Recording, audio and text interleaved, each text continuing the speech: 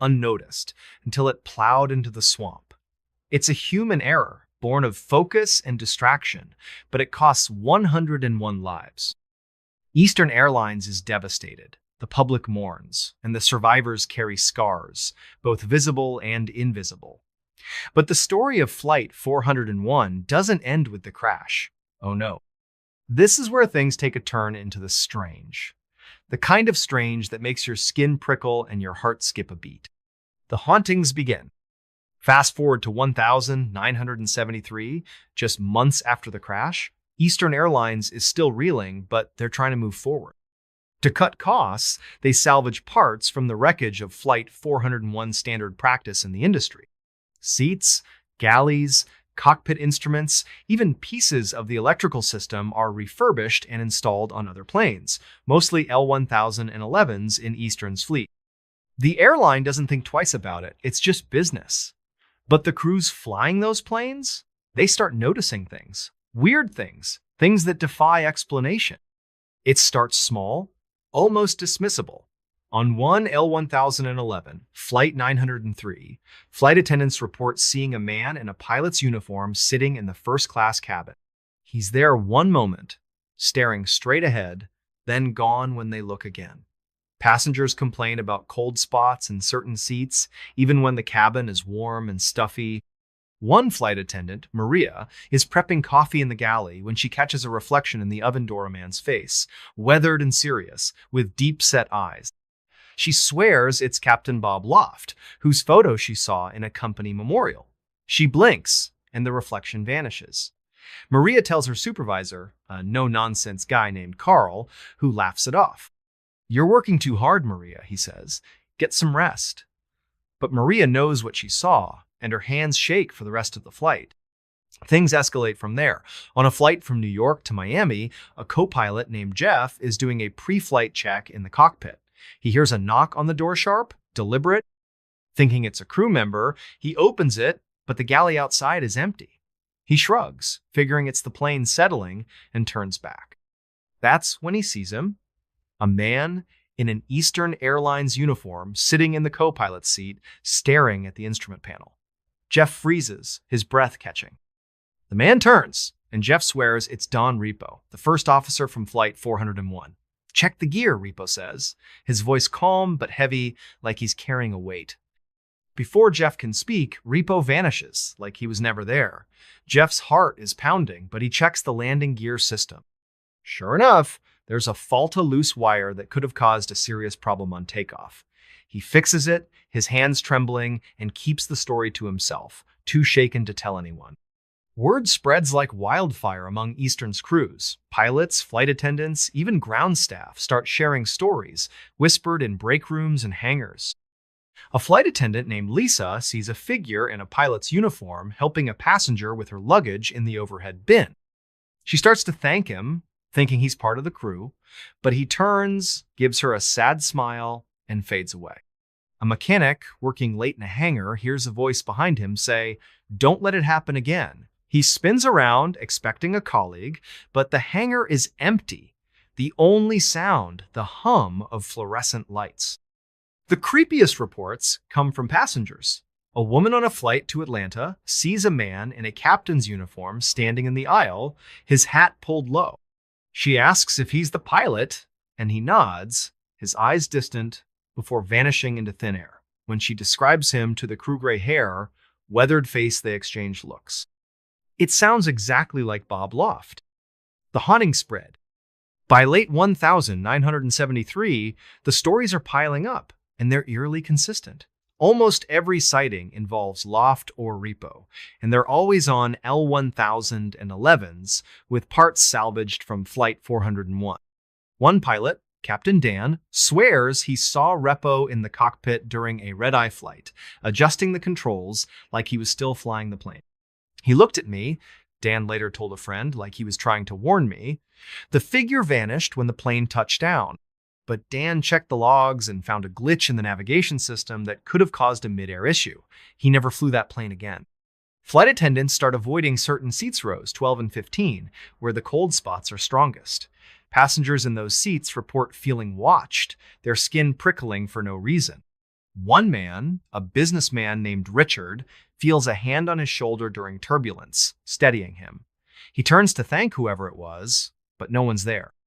The seat next to him, one of the salvaged ones, is ice cold to the touch. Ground crews aren't immune either. A technician named Paul, working on an L-1011's electrical system, hears footsteps behind him in the cargo hold. He calls out, thinking it's another worker, but the hold is empty. When he finishes the repair, he finds a wrench he'd misplaced lying neatly on the floor, like someone placed it there. The creepiest incident happens on a flight from Miami to Los Angeles. A flight attendant, Sarah, is serving drinks when she sees a man in a pilot's uniform standing at the back of the cabin. He's tall, with a familiar face, Bob Loft. She's sure of it. She approaches, but he turns and walks through the galley door. Not opens it, walks through it, like it's not even there. Sarah drops her tray, glasses shattering, and passengers gasp. She runs to the galley, but it's empty, the door locked from the inside. She doesn't tell the passengers, but she files a report, her hands shaking as she writes. The investigation, by 1,974, the stories are too many to ignore. Eastern Airlines launches a quiet investigation, interviewing crew members, reviewing flight logs, and checking maintenance records. They find no hard evidence, no photos, no recordings, just dozens of eyewitness accounts from reliable people. The consistency is what gets them. Loft and Repo are described in vivid detail, Bob's gray hair and weathered face, Don's intense eyes and calm demeanor. The sightings are always on planes with Flight 401's salvaged parts, and they're always accompanied by strange phenomena. Cold spots, unexplained sounds, equipment glitches fixed after a warning. Eastern's management is spooked but desperate to keep it under wraps. Bad PR could tank their reputation, already bruised from the crash. They start removing the salvaged part seats, instruments, even wiring, replacing them with new ones. But the sightings don't stop completely. A pilot sees Repo's reflection in the cockpit windshield during a storm, his voice whispering, "Stay sharp." A flight attendant feels a tap on her shoulder while restocking the galley, but no one's there. The airline orders employees to stop talking about it, threatening disciplinary action, but the stories leak to the press. Soon, newspapers and magazines are running headlines about the ghost flight, and a book, The Ghost of Flight 401, hits shelves, fueling public fascination. The FAA steps in, dismissing the reports as post-traumatic stress from the crash or overactive imaginations.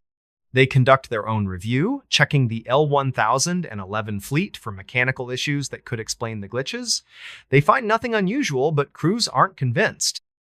Some start refusing to fly on L-1011s, calling them haunted. A few even quit, unwilling to risk another encounter. Eastern tries to downplay it, but the damage is done. Passengers start asking questions, nervous about booking flights. The airline quietly retires the L-1011s with Flight 401 parts, but the stories persist, whispered among crews and travelers alike. The lasting echoes. The ghosts of Flight 401 become aviation legend, a tale that lingers long after the last L-1011 leaves Eastern's fleet. Survivors of the crash, still grappling with their trauma, hear the stories and wonder. Some believe Loft and Repo are still out there, watching over the skies, trying to prevent another tragedy. Others think it's the guilt and grief of the crash, manifesting in strange ways. The Everglades, where the wreckage still lies, becomes a place of pilgrimage for some, a quiet, haunted swamp where the past feels closer than it should. Crews who flew those planes never forget. Maria, the flight attendant who saw Loft's face, keeps a photo of the Flight 401 crew in her locker, a quiet tribute. Jeff, the co-pilot who heard Repo's warning, becomes obsessive about pre-flight checks, earning a reputation as the most thorough pilot in the airline. Passengers who experienced the cold spots or saw the figures tell their stories at dinner parties, their voices hushed, as if speaking too loudly might summon something back. And that's the story of the ghosts of Flight 401, folks. A tragedy that left scars on the earth and echoes in the skies, whispers of the past that refuse to fade. It's a reminder that some events are so powerful, they linger beyond the grave, reaching out to those who fly the same routes, sit in the same seats. If you're ever on a late night flight and feel a cold spot, hear a knock, or see a figure in the aisle, maybe just look the other way, because some passengers might not be on the manifest. So, what do you think? Ever had a creepy moment on a plane or felt like something was watching you from just beyond sight? Drop it in the comments. And next time you're flying, maybe double check the landing gear, just in case. Skydiving photographer without a parachute. Hey everybody, if you're into stories that are strange, dark, and mysterious, this one's gonna get your heart racing. It's a fan favorite, and for good reason. It's pure adrenaline, with a twist so wild you'll be on the edge of your seat. We're talking about a skydiving photographer who found himself in a situation no one could prepare for, fighting to survive against impossible odds. This is a tale of courage, quick thinking, and a miracle that defies explanation. So, buckle up, maybe take a deep breath, and let's dive into the story of the skydiving photographer without a parachute. The setup, picture this. It's 2015, and we're in the wide-open skies above Arizona. The desert stretches out below rock canyons, cacti dotting the landscape, and a blazing sun overhead. This is prime skydiving country, where drop zones attract thrill seekers from all over the world. Our story centers on Ryan Carter, a 29-year-old professional skydiving photographer from Tucson. Ryan's not just any photographer. He's the guy who jumps out of planes with a camera strapped to his helmet, capturing heart-stopping shots of skydivers midair. It's a job that requires nerves of steel, lightning-fast reflexes, and a love for living on the edge. Ryan was good at what he did, really good. He'd been skydiving since he was 18, logging over 1,000 jumps. He knew every safety protocol, every piece of gear, and every trick to stay alive at 120 miles per hour. His clients were everyone from first-timers to elite skydiving teams, and his photos were legendary vivid shots of divers soaring against the desert sky, their parachutes blooming like flowers. Ryan lived for the rush, the moment when the plane door opened and the wind roared in his ears.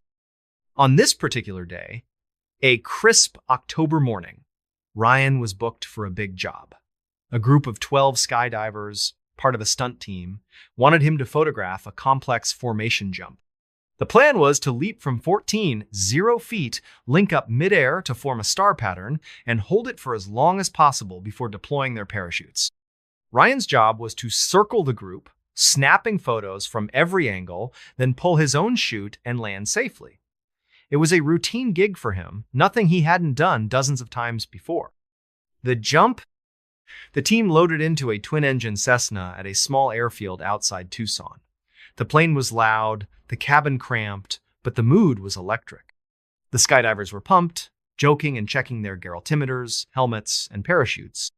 Ryan double-checked his rig, a main parachute, a reserve chute, and his camera setup, a high-end DSLR mounted to his helmet. He wore a jumpsuit with extra padding to protect him during high-speed maneuvers. Everything was in order. The plane climbed to 14.0 feet, the desert sprawling below like a patchwork quilt. The pilot gave the signal, and the door opened, letting in a blast of cold air. Ryan was the first out. As always, she needed to position himself to capture the group as they jumped. He gave a thumbs up, shouted, "See you in the sky," and leaped out. The freefall was instant, the wind screaming past him as he plummeted at terminal velocity. He loved this part the weightless rush, the world a blur below. The stunt team followed, diving out in a tight formation. Ryan maneuvered like a pro, using his arms and legs to steer through the air, his camera clicking away. The divers linked up, forming a perfect star, their colorful jumpsuits vivid against the blue sky. Ryan circled them, snapping shot after shot, his heart pounding with excitement. It was going perfectly until it wasn't. The crisis, at about 6.0 feet, Ryan reached for his parachute ripcord, a handle on his chest that would deploy his main chute. He pulled. Nothing happened. He pulled again, harder. Still nothing. His heart skipped a beat. A stuck ripcord was every skydiver's nightmare, but Ryan stayed calm. He'd trained for this. He reached for his reserve parachute, a backup chute packed for emergencies. He yanked the handle. Nothing. The reserve was jammed too. Now, Ryan was in serious trouble. He was falling at 120 miles per hour, with less than 30 seconds before he'd hit the ground. The desert was rushing up fast, the red rocks and cacti growing sharper by the second. He glanced at the stunt team, who were pulling their chutes one by one, their canopies blooming above him. They didn't know he was in trouble. There was no way to signal them in freefall. Ryan was alone, hurtling towards certain death. He fought the panic rising in his chest. His training kicked in, and he started troubleshooting. He checked the ripcord again, tugging with all his strength, but it wouldn't budge. The reserve handle was stuck too, caught on something in the harness. Ryan twisted his body, trying to shake it loose, but the wind was too strong, pinning him in place. His altimeter beeped frantically, warning him he was below 0 feet. Time was running out. Then, out of nowhere, a crazy idea hit him. Ryan remembered a story from his skydiving instructor about body surfing, using your body to slow your fall by spreading out like a starfish, maximizing air resistance. It wasn't much, but it might buy him a few seconds. He spread his arms and legs wide, flattening his body against the air. The wind roared louder, pushing against him, but it worked. He felt his descent slow slightly. Not enough to save him, but enough to give him a fighting chance. The miracle. At 0 feet, Ryan spotted the drop zone below a flat, sandy patch near the airfield. He angled his body, aiming for it. The ground was coming up fast, too fast. He knew a hard landing could kill him, even with a parachute. Without one, his odds were grim. But Ryan wasn't giving up. He thought of his family, his mom, his sister, his girlfriend waiting back home. Not today, he whispered to himself. At 0 feet, something inexplicable happened. Ryan felt a sudden jolt, like an invisible force pushing against him. The air seemed to thicken, slowing his fall even more. He didn't know if it was a freak wind gust or something else, but he wasn't questioning it. He kept his body spread, his eyes locked on the drop zone. At 500 feet, he braced himself, tucking his chin and curling his knees to protect his spine. The ground was seconds away. Ryan hit the sand with a bone-jarring thud. Pain exploded through his body, legs, back, shoulders. He rolled, tumbling across the desert, his camera shattering against a rock. When he finally stopped, he lay there, gasping, staring at the sky. He was alive. Somehow, impossibly, he was alive. The aftermath? The stunt team landed nearby, rushing to Ryan's side. They thought he was dead, but when they saw him moving, they started shouting for help. Paramedics from the airfield arrived, stunned to find him conscious. Ryan had broken both legs, fractured his pelvis, and cracked several ribs, but he was breathing. Doctors later said it was a miracle he survived a combination of his body surfing technique, a possible updraft, and landing in soft sand instead of rock. The odds of surviving a 0-foot fall without a parachute were less than 1 in a million. Ryan spent months in the hospital, enduring surgeries and physical therapy. His skydiving days were over, but he didn't care. He was alive, and that was enough. He later learned his parachute rig had a rare defecta tangled deployment line that jammed both the main and reserve chutes. The manufacturer issued a recall, and Ryan's story became a cautionary tale in the skydiving world. But Ryan never forgot that strange jolt in the air, that moment when the wind seemed to catch him. He didn't talk about it much, but privately, he wondered if something or someone had intervened. His girlfriend swore it was his guardian angel. Ryan wasn't sure, but he started wearing a small cross necklace, just in case. And that's the story of the skydiving photographer without a parachute, folks. A tale of survival against all odds, with a twist that makes you wonder if there's more to this world than we can see. If you're ever jumping out of a plane, double-check your gear, and maybe say a quick prayer just to be safe. So, what do you think? Ever had a moment where you beat the odds in a way you can't explain? Drop it in the comments. And next time you're looking up at the sky, maybe give a nod to Ryan. He's proof that sometimes miracles happen at 120 miles per hour. The Gray Blanket. Hey everybody, if you're into stories that are strange, dark, and mysterious, this one's gonna burrow deep into your mind and refuse to leave. Fans call it a living nightmare. And trust me, they're not kidding. It's the kind of tale that feels like it's ripped straight from your darkest dreams. We're heading to a remote village in Japan where a young woman's quiet life turned into something so unsettling, it's hard to shake off. This is the story of the Gray Blanket, a tale of fear, mystery, and something that might not be human at all. So, grab a warm drink, keep a light on, and let's dive into a story that's as creepy as it gets. The setup, picture this. It's 2017, and we're in a tiny village in Aomori Prefecture, northern Japan. Think winding dirt roads, old wooden houses with sloping roofs, and dense forests that seem to swallow the sunlight. The village is quiet, almost frozen in time, the kind of place where the loudest sound is the wind rustling through the pines. This is where Hana Sato lives, a 24-year-old teacher who left the chaos of Tokyo for a simpler life. Hana's a city girl at heart, used to neon lights and crowded trains, but she's fallen in love with the countryside's peace. The crisp mountain air, the starry nights, the way the peaks loom like silent guardian sits a world away from her old life. Hana rents a small, traditional house on the edge of the village, where the forest begins. It's a modest place of sliding paper doors, tatami mats that smell faintly of straw, and a tiny wood stove to keep the chill at bay. The house is old, its beams creaking with every gust of wind, but Hana makes it her own. She fills it with books, potted plants, and a cozy futon where she reads late into the night. The landlord, an elderly woman named Mrs. Kimura, is kind but stern. When Hana moves in, Mrs. Kimura gives her a warning. "Don't go into the forest at night. It's not safe." Her eyes are serious, almost haunted. Hana nods, thinking it's just old superstition. She's not one for ghost stories. At least, not yet.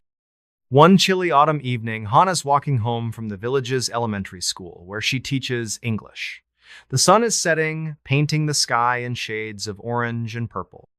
She passes a small flea market in the village square, just a few rickety tables with old clothes, chipped teacups, and dusty knickknacks. At one stall, run by a quiet old man with deep-set eyes, she spots something odd. A gray wool blanket, neatly folded, sitting alone on the table. It's plain, almost boring, but something about it pulls her in. The wool is unnaturally soft, like stroking a cloud, and it seems to shimmer faintly in the fading light, as if it's catching the last rays of the sun. The old man notices her interest and speaks in a low, raspy voice. "That one's special," he says. "Keeps you warm no matter how cold it gets. Only 500 yen. That's about $5 a steal." Hana buys it, thinking it'll be perfect for the frosty nights ahead. She tucks it under her arm and heads home, unaware that she's just invited something into her life. The first night? That night, Hana lays the gray blanket over her futon. The house is cold, the wind rattling the paper doors, so she's grateful for the extra warmth. She snuggles under the blanket, and it's incredible. It's heavy but comforting, wrapping her in a cocoon of soft wool that feels like a warm embrace. She falls asleep faster than usual, the distant whispers of the forest fading into silence. But around 2 a.m., she bolts awake, her heart pounding like a drum. The room is freezing, her breath puffing out in clouds. The blanket is still on her, but it feels different. Not warm anymore, but heavy, almost suffocating, like it's pressing her into the futon, pinning her down. Hana sits up, shoving the blanket off. Her skin prickles with unease. She glances around the room. Everything looks normal. The paper doors are closed, the stove is cold, and her lantern casts a soft glow over her books and plants. But the air feels thick, charged with a strange energy, like the moment before a storm. She notices a faint smell, like wet earth or mold, lingering in the room. It's coming from the blanket. She lifts it, checking for dampness or dirt, but it's dry, clean, almost too perfect. Shaking her head, she tells herself it's just her imagination. She's tired, stressed from adjusting to village life. She pulls the blanket back over her and tries to sleep. That's when the dreams start. In her dream, Hana's standing in the forest behind her house. It's pitch black, the trees towering like giants, their branches clawing at the starry sky. She's barefoot, the ground cold and slick with moss. In the distance, she sees a figura, gray, shapeless mass, like a person wrapped in a blanket. It's motionless, but she feels its gaze heavy and unyielding. Her legs won't move, rooted to the ground. The figure drifts closer, silent, and she hears a low, hissing whisper. Not quite words, but sharp enough to make her skin crawl. She wakes up gasping, her lantern flickering. The blanket is still there, warm and heavy, but now it feels alive, like it's watching her. Things get stranger. The next morning, Hana's shaken but tries to brush it off. Dreams are just dreams, right? She heads to school, teaching her classes, but she's off her game. She forgets students' names, drops her chalk, spaces out during lessons. Her kids notice, asking if she's okay. She forces a smile, but her mind keeps drifting to the blanket, to that gray figure in her dream. By evening, she's exhausted and heads home, dreading the thought of sleeping under that blanket again. But it's so cold, and the futon feels empty without it. She hesitates, then pulls it over her, promising herself it's just one more night. The dream returns, worse this time. She's back in the forest, the air thick with fog.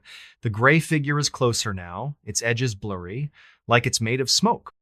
It glides toward her, and the hissing grows louder, forming fractured words she can't understand, sharp, guttural sounds that twist in her mind. She feels a weight on her chest, like something sitting on her, crushing her lungs. She wakes up, heart racing, and the blanket is tangled around her, tighter than it should be, almost knotted. She throws it off, her hands trembling, and notices faint gray marks on her arms, like smudges of ash. They wash off in the sink, but the sight makes her stomach churn. Over the next few days, the weirdness escalates. The blanket starts moving. Not dramatically, but subtly. Hana finds it in strange places, draped over her reading chair, folded neatly at the foot of her futon, even though she's sure she stuffed it in the closet. The moldy, earthy smell grows stronger, clinging to the blanket like a shadow. Her house feels different, too colder, darker, like the lantern's light can't reach the corners anymore. At night, she hears whispers, not just in her dreams, but in the waking world. Soft, hissing sounds, like someone standing just behind her, just out of sight. She spins around, but no one's there. The paper doors rattle, even when there's no wind.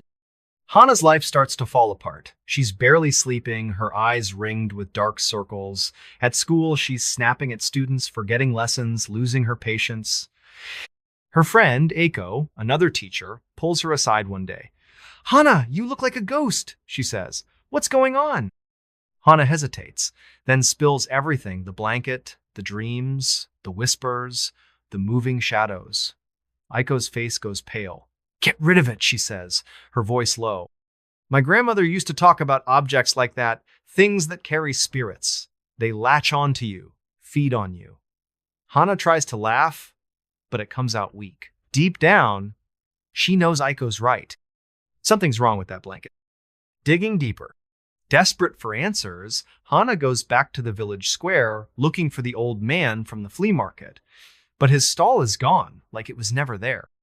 She asks around, and a shopkeeper tells her the man only shows up once a month, always with strange things, to sell items that seem to vanish as quickly as they appear. No one knows his name or where he lives.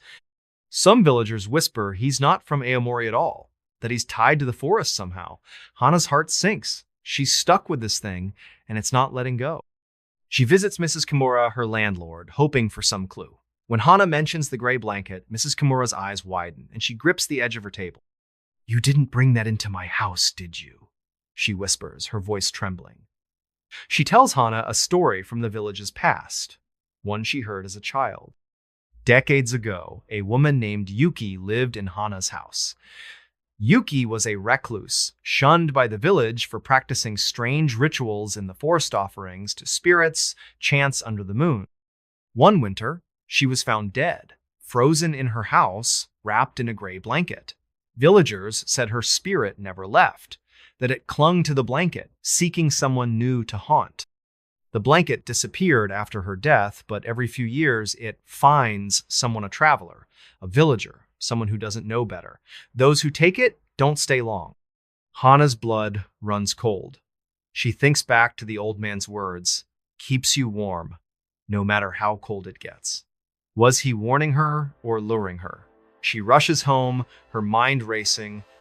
The blanket is waiting, folded neatly on her futon, even though she's sure she left it in the closet. The air in the house is heavy, the smell overpowering. She grabs a flashlight and checks every corner, half expecting to see that gray figure from her dreams. The whispers start again, louder now, circling her like a predator. She swears she sees a shadow move across the paper doors, but when she looks, it's gone. The breaking point. That night, Hana can't take it anymore. She grabs the blanket, stuffs it into a trash bag, and drives to a river a few miles away. The moon is full, casting an eerie glow over the water. She plans to throw the blanket in, let the current take it, but as she lifts the bag, she hears the hissing, louder than ever, like a swarm of angry insects. The bag feels heavier, almost alive, pulling against her grip. The air turns icy, her breath fogging in front of her. She drops the bag, and it hits the ground with a thud, the blanket spilling out. For a moment, she sees Ida, gray, shapeless figure, rising from the wool like smoke, its edges blurring into the night. The hissing forms a word, stay. Hana screams and runs, not looking back. She drives to Aiko's house, sobbing, and spends the night there. The next morning, she returns to the river with Aiko, but the bag and blanket are gone. The ground is bare, no sign of them, like they were never there. Hana's shaking, but a small part of her feels relieved. Maybe it's over. The aftermath? Hana moves back to Tokyo the next week, leaving the village and the house behind. She tells herself it's a fresh start, but she's not the same. She's jumpy, always checking corners, waking up at 2 a.m., expecting to hear whispers. She avoids blankets, sticking to thin sheets, and keeps every light on at night. Aiko stays in touch, saying the village has been quiet since Hana left, but Mrs. Kimura refuses to rent the house again. Some villagers claim they've seen a gray shape in the forest at night, drifting among the trees, its edges shimmering like moonlight on water. Years later, Hana stumbles across a blog post from another part of Japan. Someone bought a gray blanket at a flea market, cheap and oddly soft. They describe the same dreams forests, shadows, hissing whispers. They mention waking up with gray marks on their skin, finding the blanket in strange places. The post cuts off mid-sentence with no further updates. Hana shudders, wondering where the blanket is now, who it's found next. Sometimes, at night, she feels a faint weight on her chest, hears a distant hiss, like the forest is calling her back. And that's the story of the gray blanket, folks. A simple purchase that turned into a nightmare, a reminder that some things carry more than just weight, they carry intent. If you're ever at a flea market and see a gray blanket that seems too perfect, too cheap, walk away. Because some objects aren't just objects, they're traps, waiting for someone to claim them. So, what do you think? Ever had a dream that felt too real, or brought home something that didn't feel right? Drop it in the comments. And maybe, just maybe, check your blankets tonight. You never know what's woven into the threads. The perfect bait. Hey everybody, if you're into stories that are strange, dark, and mysterious, this one's going to hit you like a punch you didn't see coming. Fans love this tale for its slow build and jaw-dropping twist, and trust me, it's a wild ride. What starts as a relaxing vacation turns into a nightmare so shocking, it'll make you rethink your next getaway. This is the story of the perfect Baida tale of trust, betrayal, and a truth that changes everything. So, grab a snack, maybe check your travel plans, and let's dive into a story that's as deceptive as it is chilling. The setup, picture this. It's 2018, and we're on the sunny shores of Key West, Florida. Think turquoise waves lapping at white sand beaches, palm trees swaying in the breeze, and the smell of salt water and sunscreen in the air. It's the kind of place where you go to forget your worries, sip a cold drink, and let the world fade away. This is where we meet Alex and Mia Carter, a young couple from Chicago, both in their late 20s. Alex is a graphic designer, Mia is a marketing coordinator, and they're the kind of couple who seem to have it all great jobs, a cute apartment, and a love that's been rock solid since college. Life in Chicago was hectic, though. Long hours, endless emails, and winters that felt like they'd never end. So, when Mia's boss gave her a week off, they jumped at the chance for a tropical escape. They booked a fishing trip in Key West, a 5-day adventure on a private charter boat, complete with deep-sea fishing, snorkeling, and lazy days under the sun. It was their dream vacation, a chance to unplug and make memories. They found a charter online, Real Paradise, run by a guy named Captain Mike. The reviews were glowing 5 stars, pictures of happy families holding massive fish, and promises of an unforgettable experience. Alex and Mia were sold. They packed their bags, flew to Florida, and couldn't wait to hit the water. The first day, the couple arrived in Key West on a bright Monday morning, the air warm and salty. They met Captain Mike at the dock, a tanned, wiry guy in his 50s with a scruffy beard and a wide grin. He was all charm, cracking jokes and offering them cold sodas as they boarded his boat, a 40-foot fishing vessel called the Sea Star. The boat was weathered but clean, with fishing rods lined up along the deck and a small cabin for shade. Mike's deckhand, a quiet guy named Tommy, nodded hello but kept to himself, tinkering with the gear. Alex and Mia felt at ease. This was going to be perfect. The first day was everything they'd hoped for. Mike took them out to the open water, the boat slicing through waves as dolphins trailed in the wake. They fished for hours, reeling in a few snapper and laughing as Mia struggled with a feisty grouper. Mike was a great guide, pointing out good spots and sharing stories about his years on the water. Tommy stayed in the background, cleaning fish and prepping bait, but he was polite enough. By sunset, Alex and Mia were sunburned, happy, and sipping beers as the Sea Star cruised back to shore. They fell asleep in their hotel that night, dreaming of the days ahead. The calm before. The next 2 days were more of the same pure bliss. They caught bigger fish, snorkeled over coral reefs, and even saw a sea turtle glide by. Mike was the perfect host, always ready with a story or a cold drink. He told them about a secret fishing spot, a remote reef called Devil's Point, about 20 miles offshore. "It's tricky to get to," he said, his eyes glinting, "but the fish there are monsters. You up for it?" Alex and Mia were all in. They trusted Mike, and the idea of a hidden gem sounded thrilling. On the 4th day, they set out for Devil's Point. The water was calmer than usual, the sky a perfect blue. The Sea Star hummed along, and Alex and Mia lounged on the deck, snapping selfies and soaking in the sun. Tommy was quieter than usual, his eyes darting to the horizon, but they didn't think much of it. Mike was his usual chatty self, pointing out a flock of pelicans diving for fish. "This is going to be a day you'll never forget," he said, grinning. Alex and Mia nodded, unaware how right he was. As they approached Devil's Point, the vibe shifted. The reef was surrounded by deep, dark water, the kind that looks like it could swallow you whole. The boat rocked gently, but the air felt heavier, like a storm was brewing, even though the sky was clear. Mike dropped anchor, and they started fishing. The bites came fast, huge fish, bigger than anything they'd caught before. Alex reeled in a massive marlin, his arms burning from the fight. Mia cheered, snapping pictures. It was exhilarating, but something felt off. Tommy was nowhere to be seen, and Mike's grin seemed forced, his eyes flicking to the cabin more than usual. The nightmare. That night, Mike suggested they stay anchored at Devil's Point for a moonlight fishing session. "The big ones come out after dark," he said. Alex and Mia were tired but excited, picturing a starry night on the water. They agreed, and Mike handed them beers as the sun set, the sky turning a deep purple. The boat was quiet, the only sounds, the lapping waves and the creak of the deck. Tommy finally appeared, carrying a bucket of bait, but he avoided eye contact, his hands shaking slightly. Around 10 p.m., Mia started feeling woozy. She thought it was the beer, or maybe seasickness, but her vision blurred, and her legs felt like jelly. She looked at Alex, who was slumping in his chair, his eyes half closed. "Something's wrong," she mumbled, her words slurring. Before she could stand, she collapsed, the world going black. When Mia woke up, Her head was pounding, and her wrists were bound with rope.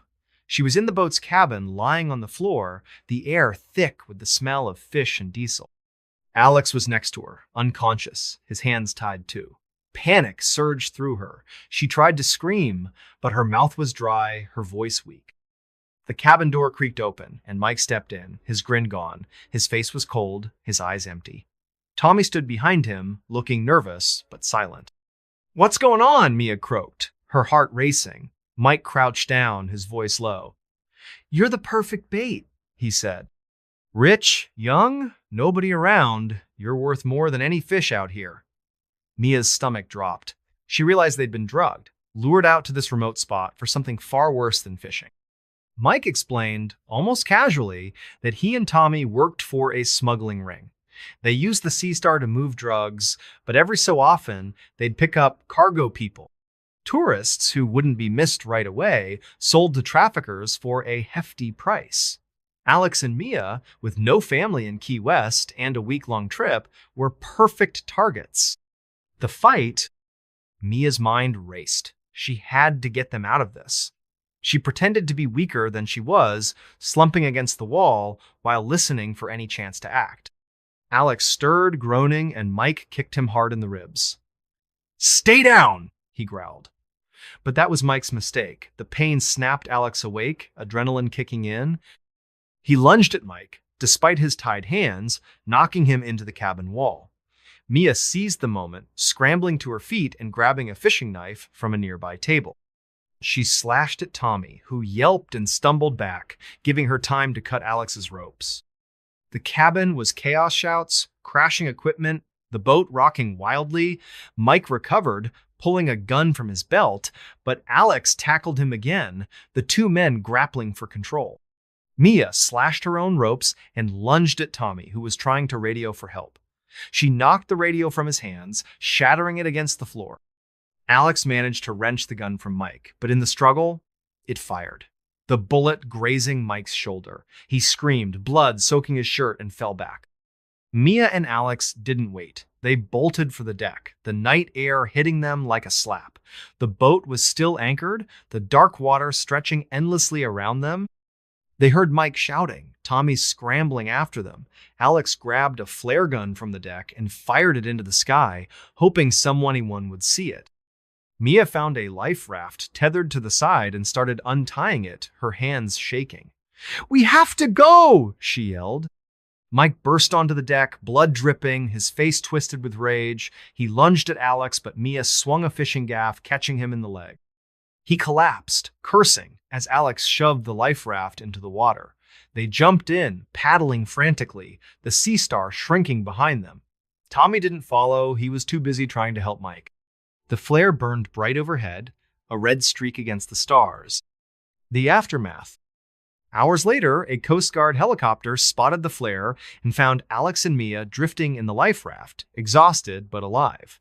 They were dehydrated, battered, and traumatized, but they'd survived. The Coast Guard raided the Sea Star, arresting Mike and Tommy, who confessed to the smuggling and trafficking operation. The Real Paradise charter was shut down, and investigators uncovered a network that had been targeting tourists for years. Alex and Mia's quick thinking had blown it wide open. Back in Chicago, the couple tried to move on, but the trip changed them. Mia quit her job, unable to handle the stress, and started therapy to cope with the nightmares. Alex sold his camera, swearing off adventure photos. They rarely spoke about Key West, but they kept the flare gun, a reminder of their fight to survive. The media called them heroes, but they didn't feel like it. They just felt lucky. And that's the story of The Perfect Bait, folks. A vacation that seemed like paradise, only to turn into a trap with a twist no one saw coming. If you're planning a trip, check those reviews a little closer. Because sometimes, the perfect getaway is just bait for something much darker. So, what do you think? Ever had a vacation take a turn you didn't expect? Drop it in the comments.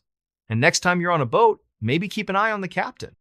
You never know what's lurking beneath the surface. What I saw in my room still haunts me. Hey everybody, if you're into stories that are strange, dark, and mysterious, this one's gonna sink its claws into you and never let go. It's personal, it's raw, and it's the kind of thing that sticks with you no matter how many years pass. Fans call this a classic, and trust me, it's not hard to see why it's a story from my own childhood, something that happened when I was just a kid, something that still makes my skin crawl when I think about it. This is the night I saw something in my room, something that still haunts me all these years later. So, settle in, maybe keep every light in the house on, and let's dive into a tale that's as unsettling as it gets. The setup, picture this. It's 1995, and I'm 10 years old, living in a small town in Massachusetts. Think quiet streets, colonial houses, and fields that stretch out toward the horizon. My family lived on the edge of town in an old, creaky house that seemed to groan with every gust of wind. It was a classic New England home two stories, weathered clapboard siding, wooden floors that creaked under your feet, and a big, overgrown backyard that bled into a dense forest. The trees out there were tall and gnarled, their branches twisting like fingers reaching for the sky. My parents loved the place, always going on about its character and history. Me? I thought it was creepy. The house always felt off, like it was watching you, waiting for something. But I was a kid, so I pushed the feeling down. Kids do that, right? You tell yourself it's just your imagination running wild. My bedroom was on the second floor, at the end of a long, narrow hallway lined with faded wallpaper. It was a small room, but it was my sanctuary cozy in the way only a kid's room can be. I had a single window that looked out over the backyard and the dark wall of trees beyond. The view was pretty at night, with stars twinkling above the forest, but it also made me uneasy, like something could be staring back from the shadows. My walls were plastered with superhero posters, Spider-Man, Batman, the usual, and my desk was a mess of comic books, action figures, and half-finished drawings. By my bed was a little nightlight shaped like a baseball, its soft orange glow, a constant companion. I wasn't scared of the dark, not really, but that nightlight made me feel safer, like it could keep the monsters at bay. My bed was pushed right up against the wall, under the window, so I could lie there and watch the stars before drifting off. My parents were great, but they were strict about bedtime. Every night at 9 p.m., it was lights out, no arguments. That night, the night it all went down, was just like any other. It was a chilly fall evening, the kind where the air bites your nose and the wind rattles the windows like it's trying to get in. I'd finished my homework, brushed my teeth, and climbed into bed, pulling the blankets up to my chin. My mom came in, her footsteps soft on the creaky floor. She tucked me in, smoothing my hair, and gave me a smile. "Sleep tight, kiddo," she said, flipping off the overhead light. The baseball nightlight glowed softly, casting warm shadows across the room. I lay there, staring at the ceiling, listening to the house settle, you know that sound, how old houses creak and groan like they're alive, telling stories you don't want to hear. I closed my eyes, letting the wind's hum lull me towards sleep. The night it happened. I don't know what time it was when I woke up, but it was late. Really late. The house was dead quiet, except for the faint, mournful hum of the wind outside. Something felt wrong. It was like the air itself had changed, pressing against my skin, making my heart beat a little faster. My body knew something was off before my brain caught up. I opened my eyes, blinking in the dim glow of the nightlight. Everything looked normal me posters, my desk, the clutter of my childhood. But the feeling wouldn't go away, like a weight sitting on my chest. Then I noticed it. The air was heavy, thicker than it should be, like someone had cranked the heat to stifling.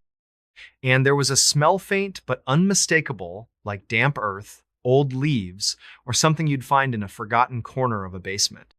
It wasn't strong, but it was there, curling into my nose, making my stomach twist. I sat up in bed, rubbing my eyes, trying to shake off the unease. That's when I heard Ita sound.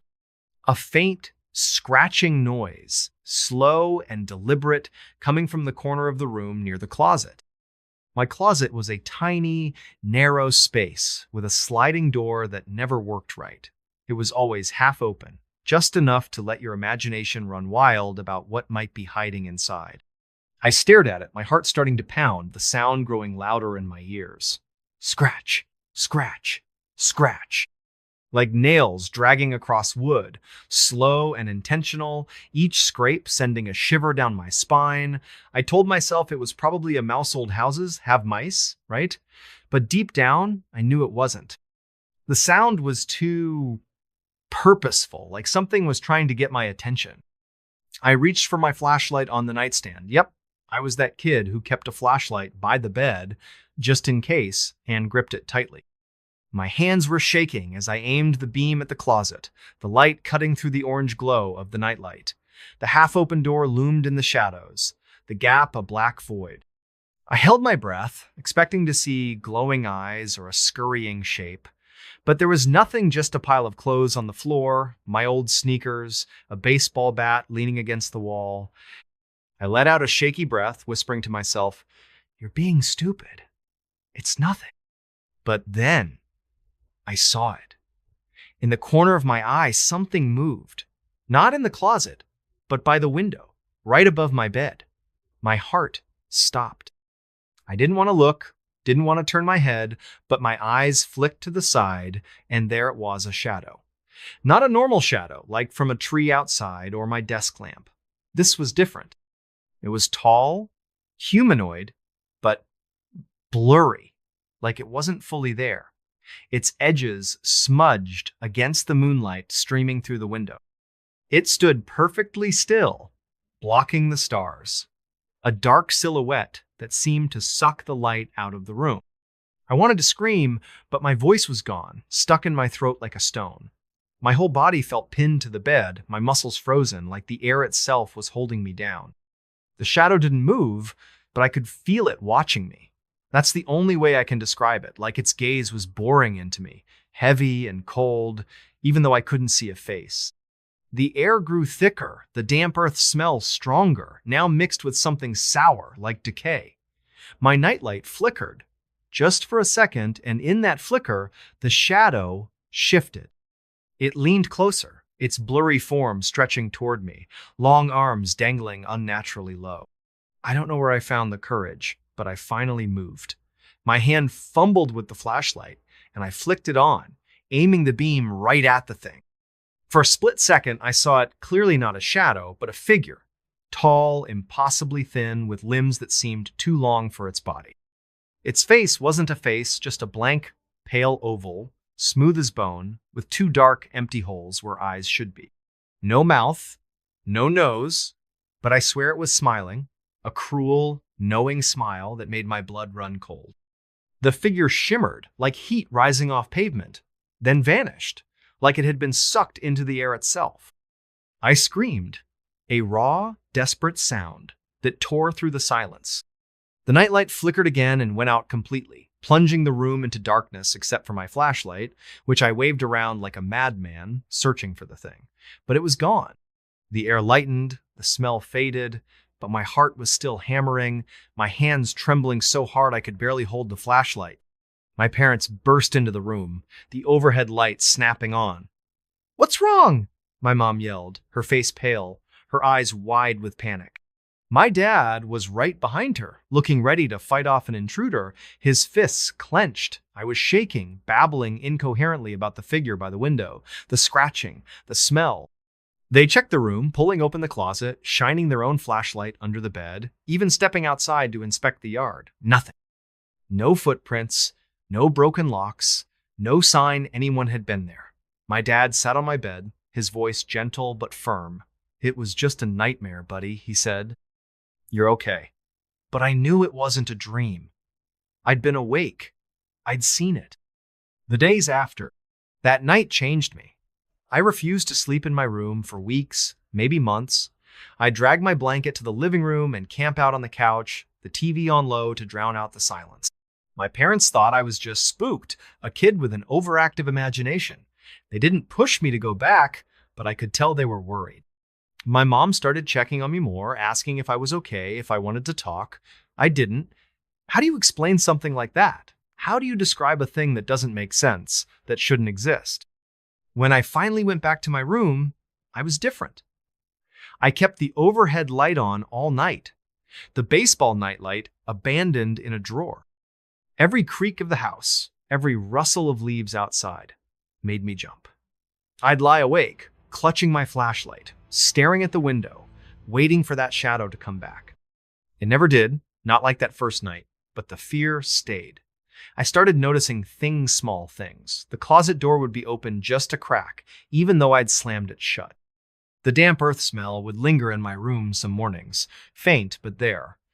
Once, I found my superhero posters slightly askew, like someone had brushed past them. I told myself it was the wind, the house, anything but that. School wasn't much better. I was distracted, zoning out in class, jumping at sudden noises. My friends noticed, teasing me about being scared of my own shadow. I laughed it off, but it hurt, because they didn't know. They hadn't seen what I'd seen.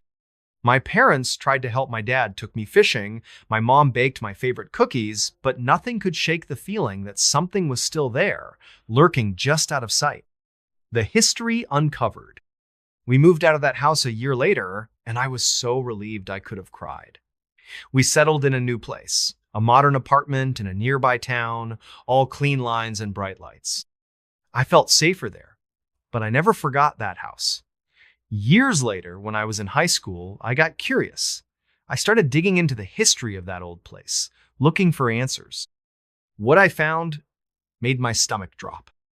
Our house was built in the 1920s on land that used to be part of an old cemetery. Yeah, you heard that right. Back in the early 1900s, the town decided to expand, and they moved the cemetery to make room for houses. They relocated the headstones, but, well, you know how that goes. Not everything gets moved. There were stories whispers, really about people who lived in those houses, seeing things. Shadows in windows, voices at night, figures that vanished when you looked too long. One old article mentioned a family in the 1950s who fled our house after their daughter swore she saw a tall man with no face in her room. Reading that, I felt sick. It was too close to what I'd seen.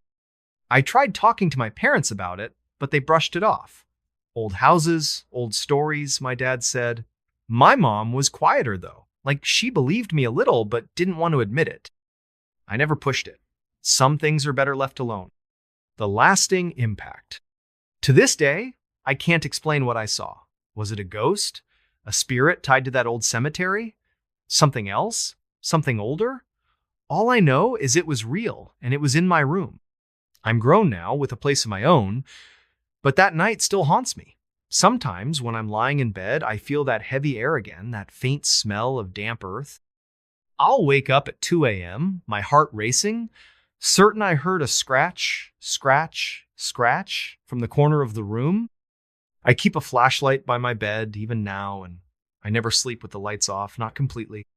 I've read about sleep paralysis, hallucinations, all the rational explanations, but they don't fit. I was awake, sitting up, moving. I saw that figure, felt its gaze, smelled that decay. It wasn't a dream. It was there. And some part of it might still be out there, in that house, waiting for the next kid to move in, the next person to turn off the light. And that's my story, folks. The night I saw something in my room that I'll never forget, a moment that changed how I see the world. If you've ever had an experience like that, something you can't explain, something that still makes your heart race, drop it in the comments. I'd love to hear it. And maybe, just maybe, keep a flashlight handy tonight. Because you never know what's standing in the shadows, watching, waiting for the dark. Do you know how to get to Bell's Canyon? Hey everybody, if you love stories that are strange, dark, and mysterious, you're in for a treat. This one's a fan favorite. And for good reason. It's creepy, it's intense, and it'll make you think twice about hiking alone. Today, we're diving into the legend of Bell's Canyon, a tale about a guy named Matt who went into the wilderness of Washington State and ran into something he can't explain.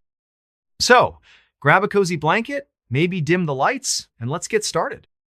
The setup: meet Matt. He's 25, a hotshot banker from New York City. His life is all about big deals, late nights, and nonstop stress. Wall Street was killing him, so whenever he got the chance, Matt would ditch the city for the great outdoors. This guy wasn't just some weekend camper, okay? He knew his stuff how to read a map, build a fire, survive in the wild. He was the real deal. In the summer of 2016, Matt decided to head to the forests near Mount Rainier in Washington state. Now, picture this: massive pine trees, misty valleys, and that huge snow-covered volcano in the distance. It's breathtaking, but it's also remote. Like, middle of nowhere remote? You're more likely to see a bear than another person out there? That's exactly what Matt wanted.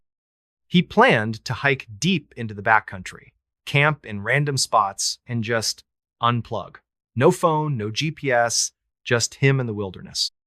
The first night, Matt hiked about 10 miles on his first day, pushing through thick bushes and rocky trails. By late afternoon, he found the perfect spot to camp a small clearing surrounded by tall pines, with a little stream nearby. It was like something out of a postcard.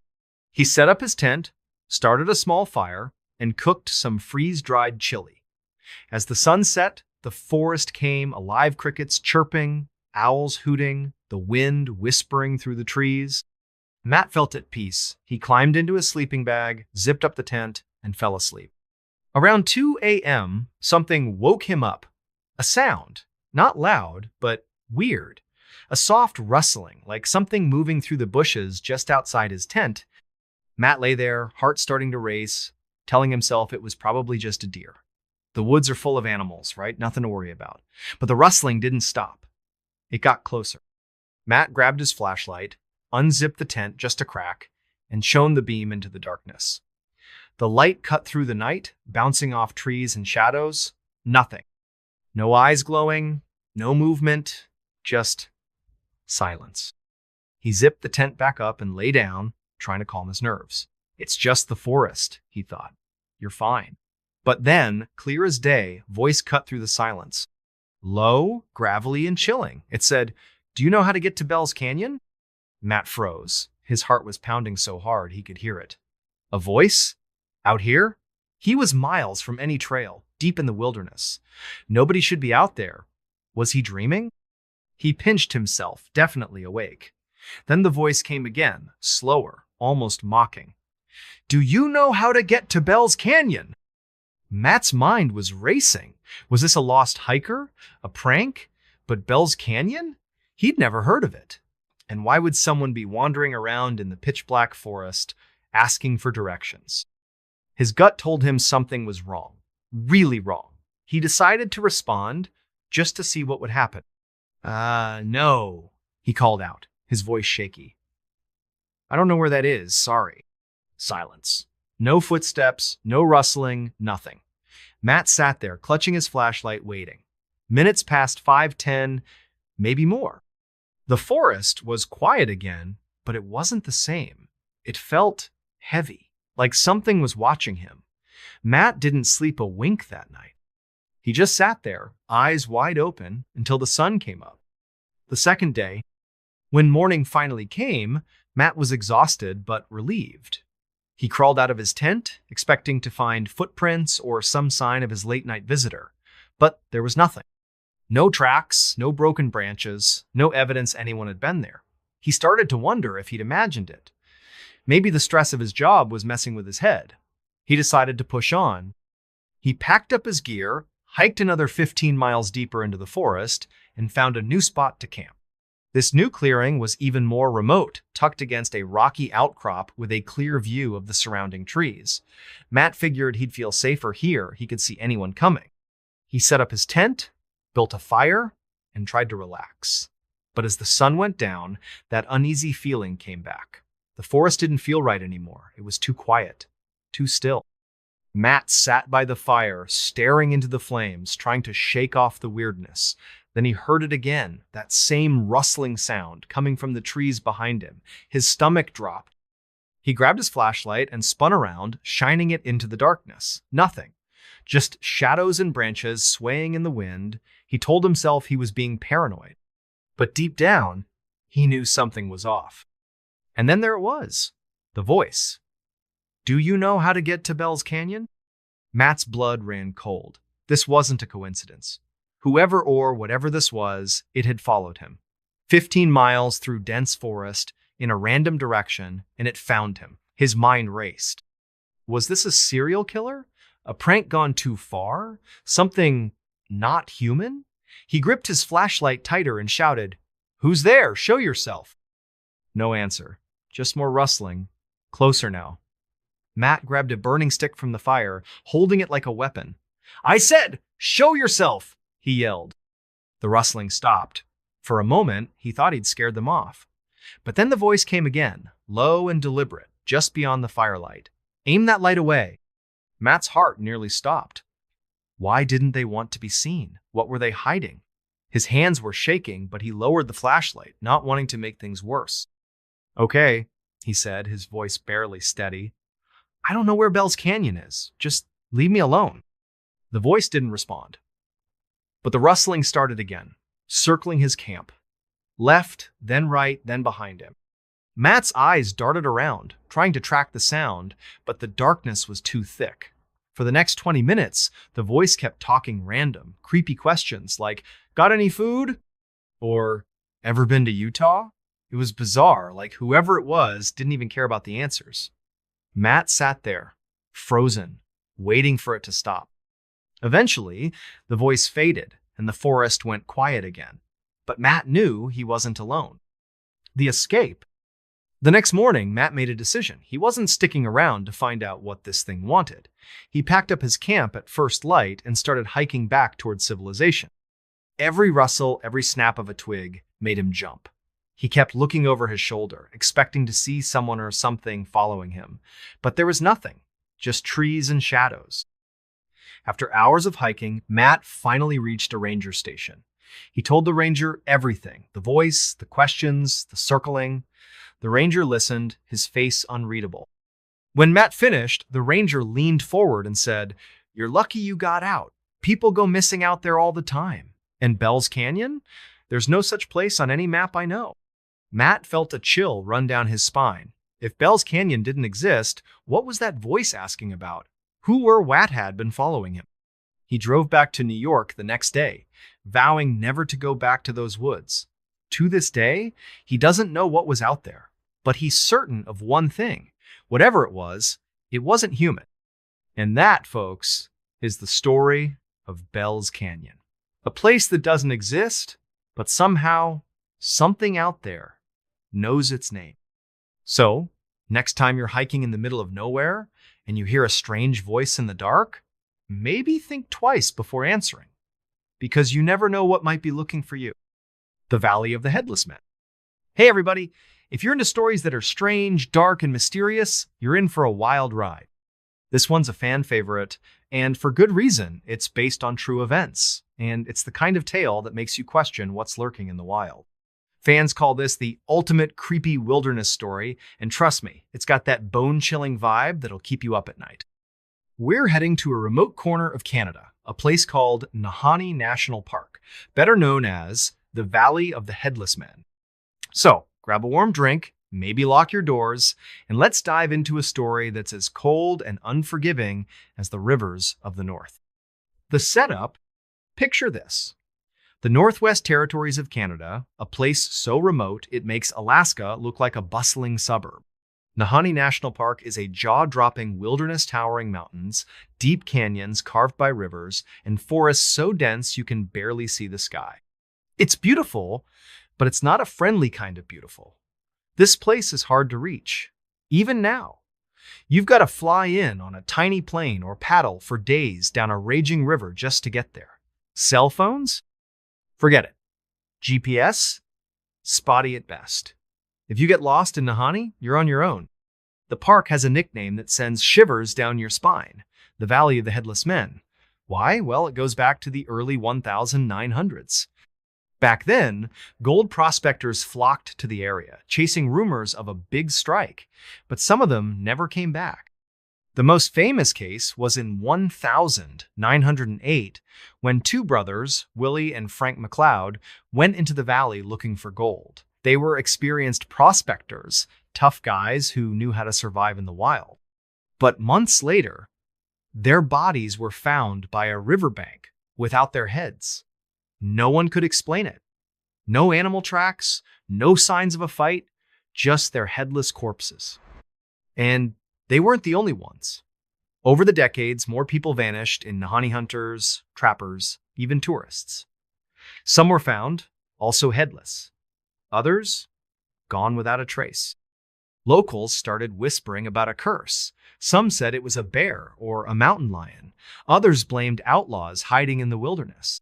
But the creepiest stories came from the indigenous Dane people, who said the valley was home to something ancient, something not human. They called it a spirit, a shadow that hunted in the canyons. Whatever it was, Nahanni had a reputation, and it wasn't a good one. Fast forward to 2005. This is where our story really begins. Meet Sarah, a 32-year-old adventure guide from Vancouver. Sarah was no stranger to the outdoors. She'd led groups through the Rockies, kayaked whitewater rivers, and even summited peaks in Peru. She was tough, smart, and loved a challenge. When a client offered her a big paycheck to guide a small group into Nahanni for a week-long camping trip, she jumped at the chance.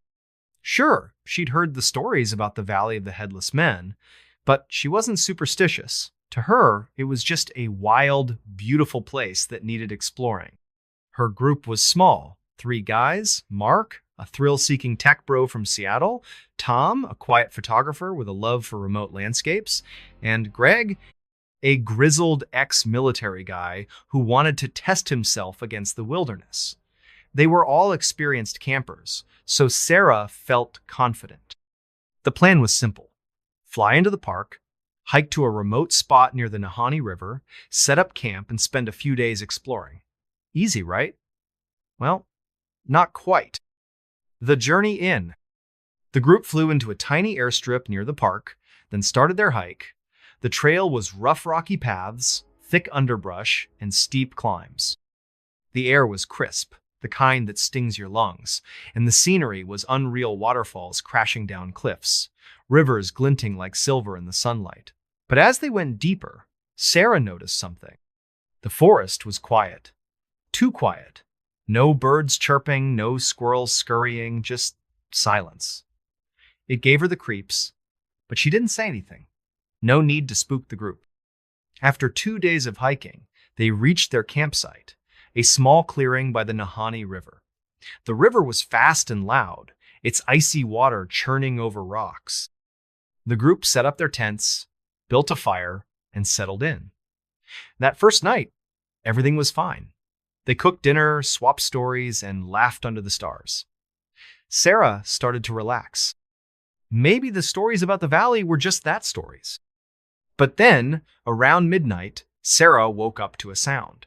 A low, rhythmic thumping like something heavy moving through the forest. She sat up in her tent, heart pounding. The thumping stopped, then started again, closer now. She unzipped her tent and peeked out, shining her flashlight into the darkness. The beam caught nothing but trees and shadows. Mark, who was on watch by the fire, looked over. "You hear that?" he whispered. Sarah nodded, her stomach twisting. "Probably just an animal," she said, trying to sound calm. But deep down, she wasn't so sure. Greg grabbed his hunting knife, and Tom clutched his camera like it was a weapon. They sat by the fire, listening as the thumping faded into the distance. Eventually, the forest went quiet again, and they all went back to their tents. But Sarah couldn't sleep. Something felt wrong. The second night, the next day, the group explored the area, hiking along the river and snapping photos of the canyons. Sarah tried to keep things light, but the mood was off. Tom kept glancing over his shoulder, like he expected something to jump out. Greg was quieter than usual, his hand never far from his knife. Even Mark, the cocky tech guy, seemed jumpy. Sarah chalked it up to the isolation. The valley had a way of getting under your skin. That night, they set up camp again, this time closer to a rocky cliff for extra protection. Sarah made sure the fire was big and bright, hoping it would keep whatever was out there at bay. But around 2 a.m., she woke up again. This time, it wasn't a thump. It was a voice, low, guttural, and barely audible over the roar of the river. It said, "Leave now." Sarah's blood ran cold. She grabbed her flashlight and stepped outside, scanning the trees. The voice came again, clearer this time. "Leave now." It wasn't coming from one spot, it was all around them, like the forest itself was speaking. Mark stumbled out of his tent, his face pale. "You heard that, right?" he stammered. Tom and Greg were already up, weapons in hand. Sarah tried to stay calm, but her heart was racing. "It's probably just the wind," she said, but even she didn't believe it. Then Tom gasped and pointed toward the river. In the faint glow of the fire, they saw Ida's shadow. Not a bear, not a person, but something tall and thin, standing just beyond the water's edge. Its outline was blurry, like it was made of smoke, and it seemed to sway like it wasn't fully solid. Sarah shone her flashlight at it, but the beam didn't touch it. The shadow just stood there, watching them. Greg shouted, "Who's there?" But the shadow didn't move. Then, slowly, it raised one arm, pointing at them. The voice came again, louder, almost a growl. "Leave or join them." Sarah's mind flashed to the stories of the headless prospectors. Was this what they'd seen before they died? The escape. The group didn't need any more convincing. They packed up in a frenzy, leaving half their gear behind. Sarah led the way, navigating by flashlight as they stumbled through the dark. The thumping started again, following them, sometimes close, sometimes far. Every now and then, they'd hear that voice, "Leave now," echoing through the trees. Sarah kept the group moving, her legs burning, her breath ragged. She didn't know what was out there, but she wasn't sticking around to find out. After what felt like hours, they reached a ranger outpost near the park's edge.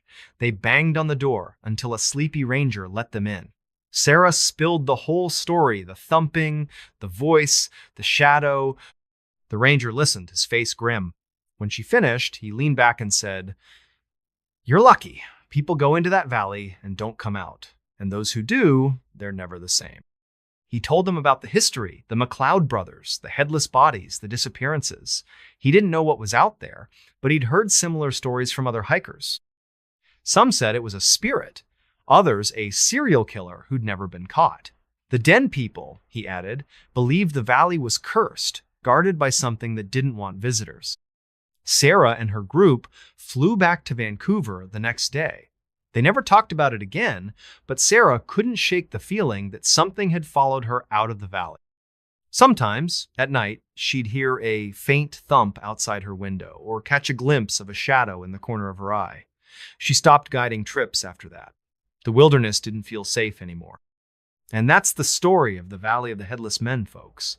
A place where people vanish, where bodies turn up without heads, and where something, maybe a spirit, maybe something worse guards the canyons. If you ever find yourself in Nahanni, listen closely. If you hear a thump in the night or a voice telling you to leave, don't wait around. Run. The Red Lamp. Hey everybody, if you're into stories that are strange, dark, and mysterious, this one's going to crawl under your skin and stay there. It's the kind of tale that fans call too disturbing to sleep after, and trust me, they're not exaggerating. This is the story of the Red Lampa, seemingly ordinary object that turned one family's life into a waking nightmare. It's creepy, it's unsettling, and it'll make you think twice about what you bring into your home.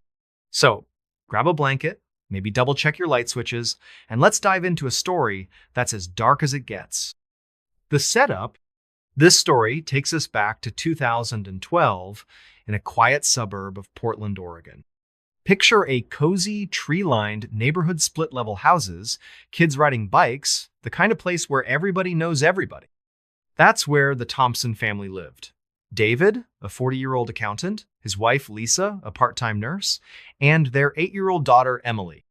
They were your average American family, living in a modest 3-bedroom house with a big backyard and a picket fence. Nothing about their life screamed horror story until the lamp came along. David was a bit of a thrift store junkie. He loved poking around secondhand shops, hunting for quirky furniture or vintage knickknacks to spruce up their home. One Saturday, he stopped by a small antique store on the edge of town. It was one of those cluttered, dusty places that smelled like old books and mothballs. While browsing, he spotted it. A table lamp about 2 feet tall with a heavy brass base and a deep red glass shade.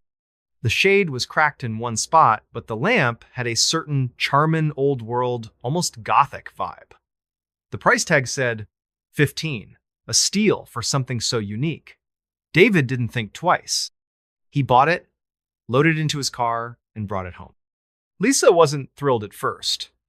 Another one of your weird finds? She teased, eyeing the lamp as David set it up in their living room.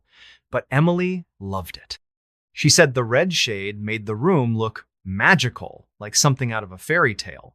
David plugged it in, and when he flipped the switch, the lamp cast a warm, crimson glow across the room. It was striking, almost hypnotic. The family decided to keep it on a side table by the couch, where it became a quirky centerpiece. For a few days, everything was fine. The lamp was just a lamp. The first signs? The trouble started about a week later. It was subtle at first, the kind of thing you'd brush off. Lisa noticed it one evening while watching TV. The lamp flickered just for a second, even though no one had touched it. She checked the bulb, thinking it might be loose, but everything seemed fine. Old wiring, she muttered, and went back to her show. But later that night, as she was heading to bed, she heard a low hum, like a faint electrical buzz, coming from the living room. She peeked in, and the lamp was off. But the hum was still there. She unplugged it just to be safe and went to bed. The next morning, Emily was acting strange. She was usually a bubbly kid, always chattering about school or her friends. But that day, she was quiet, almost withdrawn. When Lisa asked what was wrong, Emily said, "The lamp was talking last night." Lisa laughed it off, thinking it was just a kid's imagination. "Lamps don't talk, sweetie," she said. But Emily insisted. "It wasn't words," she whispered. It was whispers, like it was trying to tell me something. Lisa felt a chill, but chalked it up to Emily having a bad dream. Kids, right? That night, David woke up around 3 a.m. to a strange noise. A soft, rhythmic tapping like someone knocking lightly on glass. He lay there, listening, his heart starting to race. The sound was coming from downstairs. He grabbed his phone, using its light to guide him, and crept down to the living room. The tapping stopped as he entered, but the air felt heavy, thick, like walking through fog. The red lamp was unplugged, just as Lisa had left it, but its shade seemed to glow faintly, even without power. David blinked, thinking his eyes were playing tricks. He checked the plug, the bulb, everything, nothing was on. Shaking his head, he went back to bed, telling himself he was just tired. Things get worse. Over the next few days, the weirdness ramped up. The lamp started turning on by itself, casting that eerie red glow across the living room at odd hours. David swore he'd unplugged it, but every morning, there it was, plugged in and glowing. Lisa started having nightmares, vivid, awful dreams about a figure standing in their backyard, its face hidden in shadow, holding a red light. She'd wake up sweating, the smell of smoke lingering in her nose, even though nothing was burning. Emily's behavior got stranger too. She'd sit for hours, staring at the lamp, her eyes glazed over. When David asked what she was doing, she'd say, "It's telling me a story." He tried to laugh it off, but her words sent a shiver down his spine. One night, he caught her sleepwalking, standing right in front of the lamp, whispering to it. Not words, just sounds. Low, guttural noises that didn't sound like his daughter. He shook her awake, and she started crying, saying, "It won't let me go." That was the first time David felt real fear. Then came the physical signs. The family started finding scratches on the furniture, deep, jagged marks that looked like they'd been clawed by something sharp. The living room walls had faint burn marks, like someone had held a flame too close, but no one had lit a fire. The worst was the smell, sickly, rotting stench that seemed to come from the lamp itself. David took it apart, thinking maybe something was stuck inside, but the lamp was clean. Too clean, almost, like it had never been used before he bought it. Lisa did some digging online, trying to find out where the lamp came from. The antique store's website was bare bones, but she called the owner, an older woman named Ruth. When Lisa described the lamp, Ruth went quiet for a long time. Finally, she said, "You need to get rid of that thing, now." Ruth explained that the lamp had been in her shop for years, passed from one owner to another. Nobody kept it long. People said it brought bad luck, accidents, illnesses, even deaths. One man claimed it spoke to him, telling him to do things, horrible things. Ruth had tried to destroy it once, but the next day, it was back in her shop, unbroken. She'd sold it to David just to be rid of it. The breaking point By now, the Thompsons were terrified. David wanted to throw the lamp out, but Lisa was scared that would make things worse. They decided to lock it in the garage, wrapped in a blanket, until they could figure out what to do. But that night, the house went crazy. Doors slammed shut on their own. The power flickered on and off. And Emily, she started screaming from her room. David and Lisa ran upstairs to find her standing on her bed, eyes wide, pointing at the ceiling.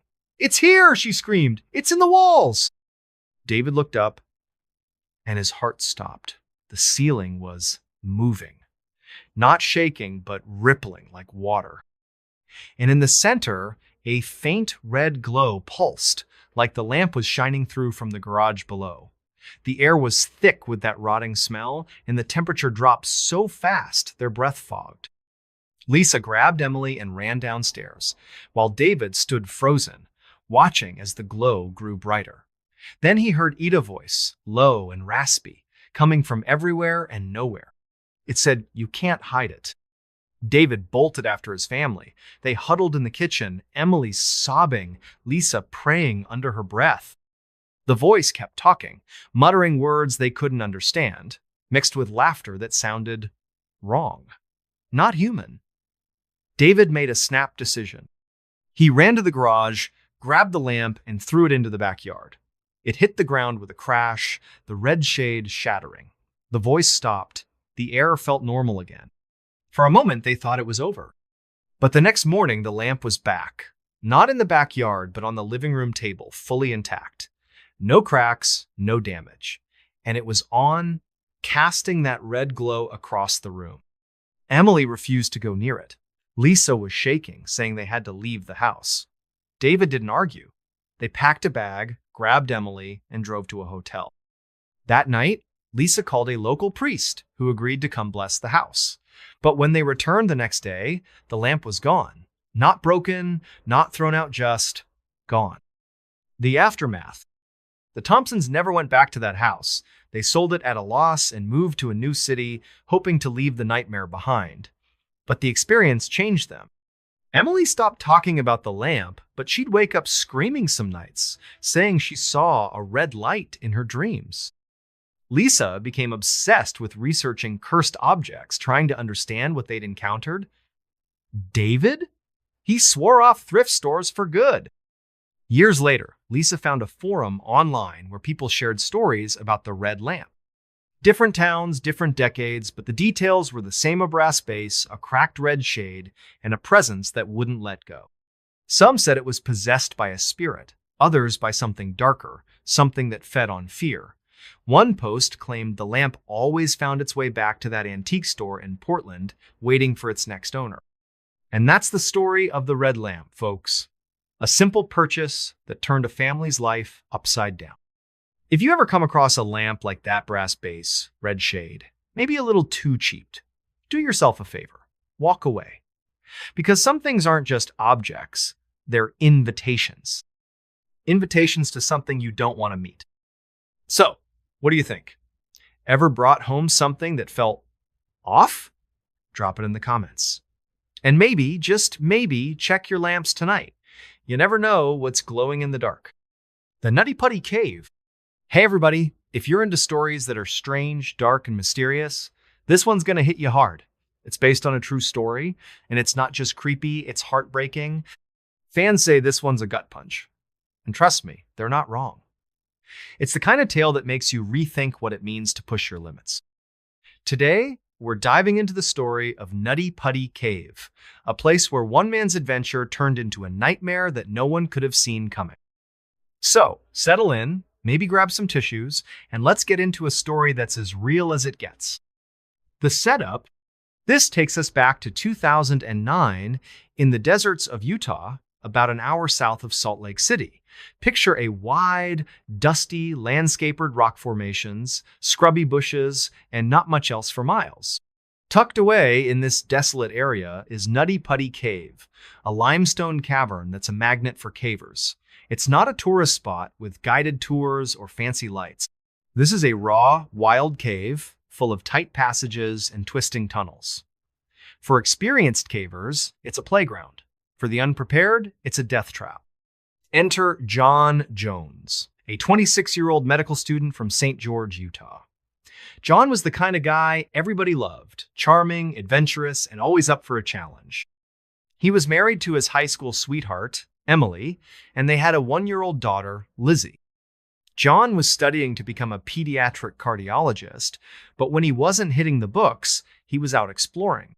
He'd been caving since he was a kid, growing up with his brothers in a family that loved the outdoors.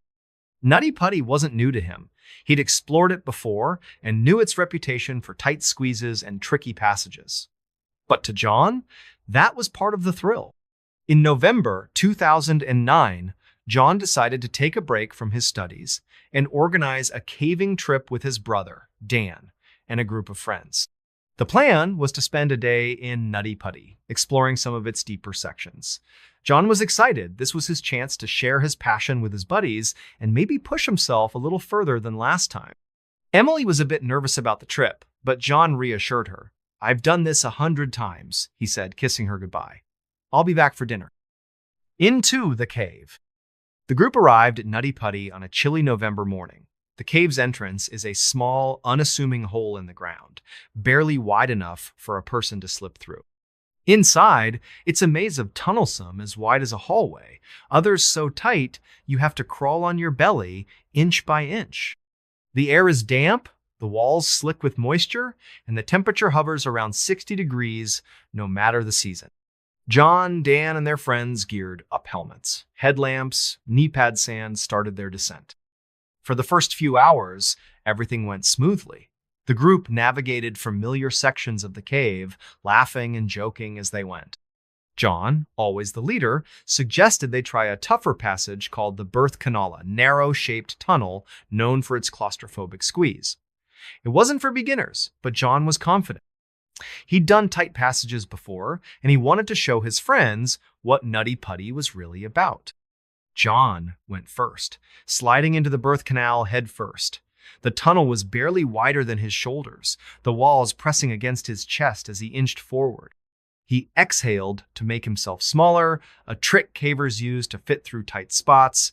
Dan followed close behind, with the others waiting at a wider section.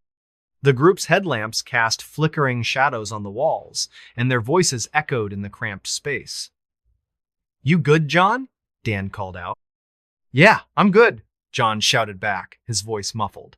He was about 400 feet into the cave, deep underground, when he reached a fork in the tunnel. One path led to a known section, but the other, a narrow, downward-sloping chute, looked uncharted. John, curious and confident, decided to explore it. "I'm going to check this out," he said, his voice full of excitement. He slid into the chute, headfirst, into a passage so tight his arms were pinned to his sides. The trap. At first, John thought he'd found a new route. The chute was narrow, but he'd been in worse. He wiggled forward, his headlamp lighting up the smooth limestone walls. But then the tunnel took a sharp, downward turn, steeper than he expected. Gravity pulled him forward, and before he could stop himself, he was sliding.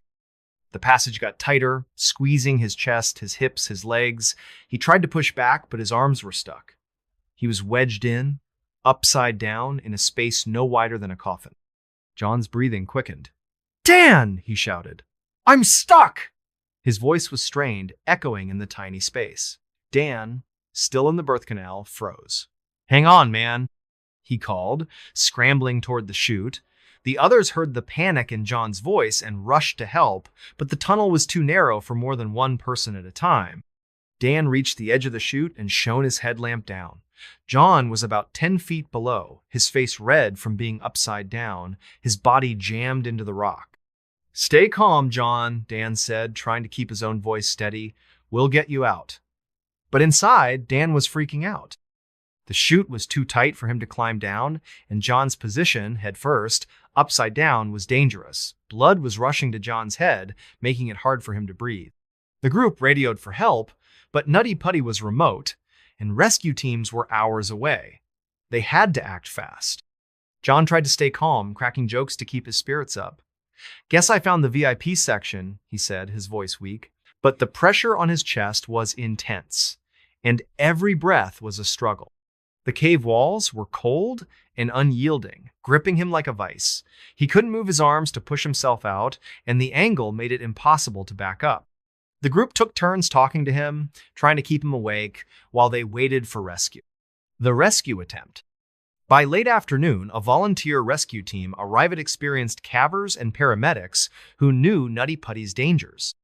They rigged a pulley system to try pulling John out, using ropes and harnesses to distribute the force, but the chute's angle and narrowness made it nearly impossible.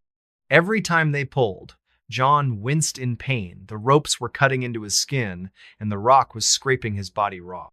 The rescuers worked for hours, their headlamps bobbing in the dark, their voices tense but focused. Above ground, word spread fast. Emily drove to the cave with Lizzie, her heart in her throat. She stood by the entrance, praying as volunteers updated her. "He's strong," they told her. "He's fighting." But Emily could hear the worry in their voices. Inside the cave, John was fading.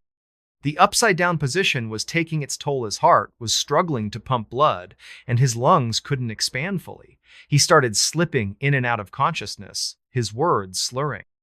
"Tell Emily I love her," he whispered to Dan. "Tell Lizzie her daddy's proud." The rescuers tried everything, chiseling the rock, using lubricants to reduce friction, even drilling to widen the passage. But the cave was relentless. Every attempt failed, and the clock was ticking. By midnight, after nearly 20 hours, John's breathing became shallow. A paramedic, Susie, crawled as close as she could, holding his hand through a tiny gap in the rock. "You're not alone, John," she said, tears in her eyes. John squeezed her hand weakly, then went still. The aftermath? John didn't make it out. After 27 hours trapped in the cave, his body gave out.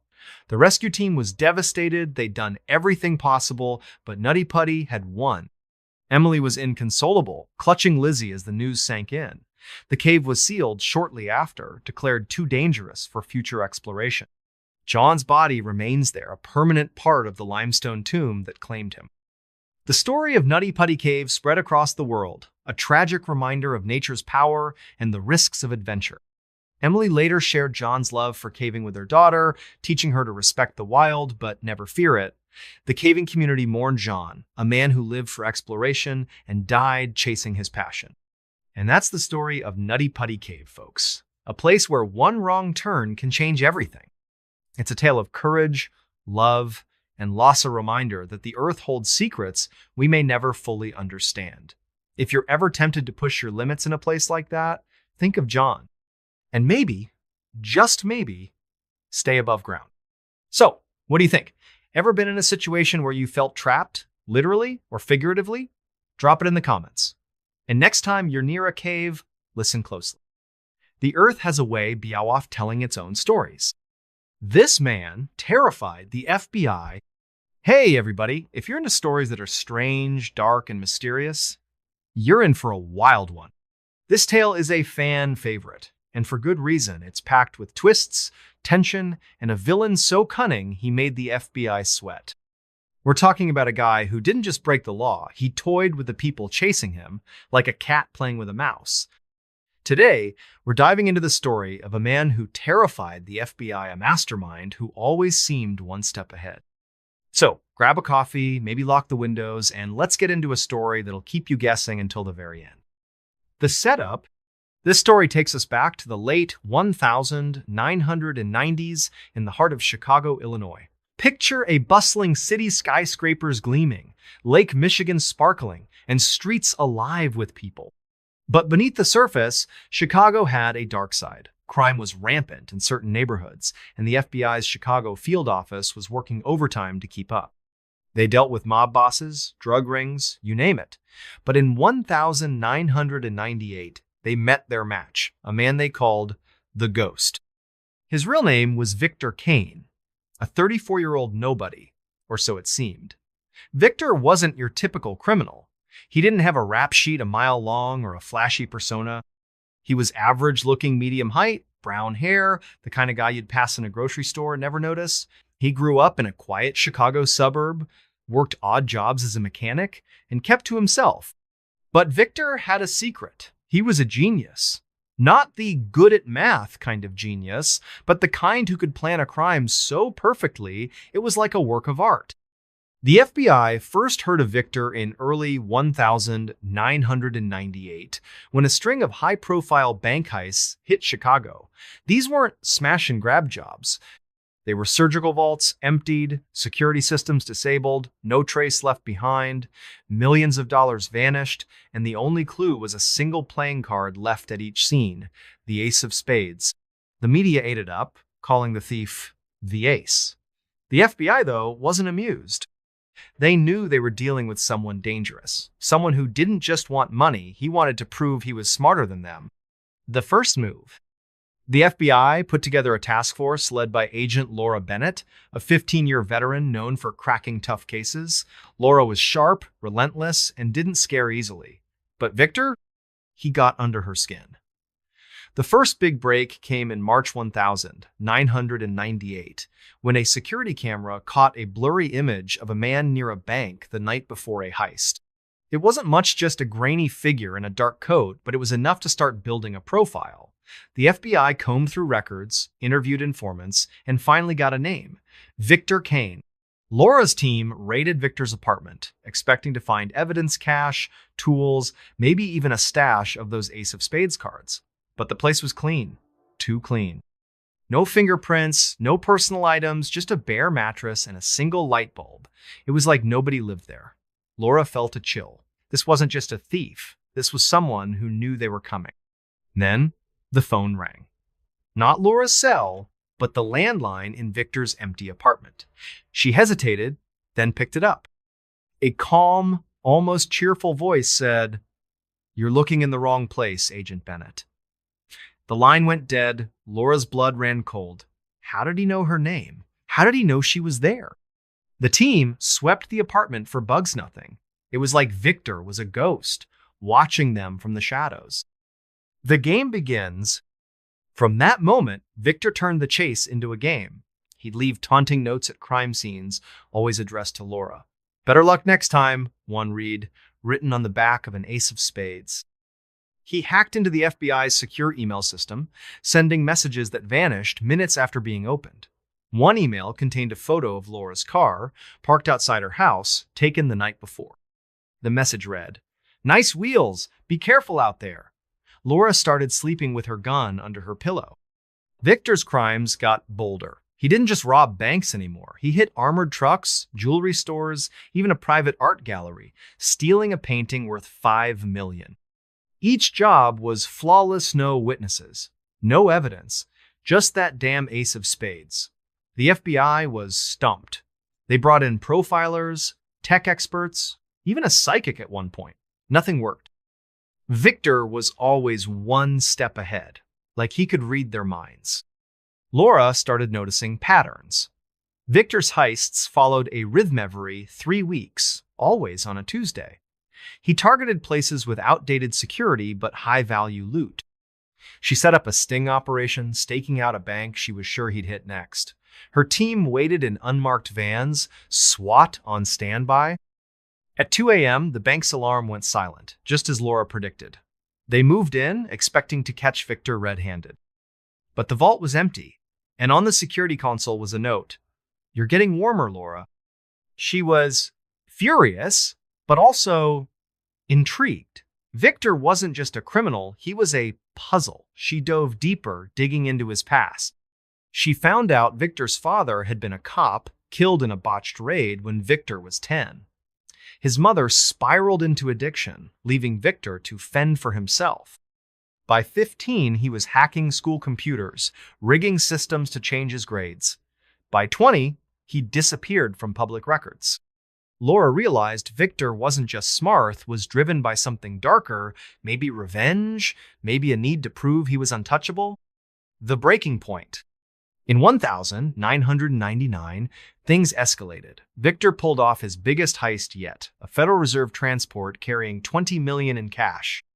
The FBI was humiliated, and the pressure on Laura's team was crushing. The public was losing faith, and the media painted Victor as a folk hero, a modern-day Robin Hood, but Laura knew better. Victor wasn't stealing for the thrill or the money. He was testing her, pushing her to her limits. Then, a breakthrough. An informant tipped off the FBI about a warehouse on Chicago's South Side, a place Victor supposedly used as a base. Laura's team raided it at dawn, kicking down the door to find nothing. Just an empty room with a single chair and a tape recorder. Laura pressed play, and Victor's voice filled the air. "You're close, Laura," he said, his tone almost gentle. "But you're not ready. Meet me at the pier, midnight. Come alone." Laura knew it was a trap, but she was tired of playing his game. Against her team's advice, she went to the Piera deserted stretch along Lake Michigan, the water black under the moonless sky. She stood there, gun in hand, waiting. At exactly midnight, a figure stepped out of the shadows. Victor Kane, in the flesh. No mask, no disguise, just a man in a plain jacket, his eyes glinting with something unreadable. "You're braver than I thought," he said, his voice calm. "But you can't